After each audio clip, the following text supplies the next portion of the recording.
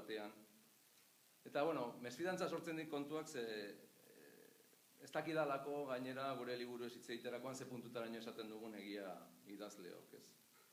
Zeren autoanalizia, egiten ditugun autoanaliziak egia izateko, benetakoak izateko autokritika izan beharko lukete, ez? Eta, bueno, ez dakit hori posible den idazleon kasuan behintzat, ez? Ez dakit posible den oroar, politikarien kasuan esate baterako, baina idazleon kasuan ez dut oso argi ikusten, ez? Eduardo Gilberak horretaz abisatzen zigun neurri batean Barojaren inguruko bere biografia maltzur hartako pasarte batean, ez? Hitz egiten zuen Barojak egiten zituen autokritikez, horrela ditzen baitzien Barojak, eta esaten zuen Gilberak.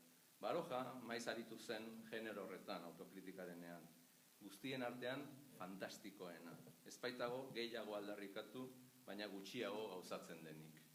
Izan ere, nolatan autokritikatuko da idazle bat? Ze mundutan biziko ginateke ala balitz? Autokritika deiturikoak, eufemismoak izan ohi dira, difamatzen nauten morroien gaitzespena edo nire bertute susmautu gaben gorazarre inpartzialak bezalakoak ordezkatzeko alegia. Beraz gutxi esango dut, ez? Baina gero nahi baldin bazuen, nahi duzuen galdera guztiei erantzungo diet, ez? Agian ez egiarekin hori egia da.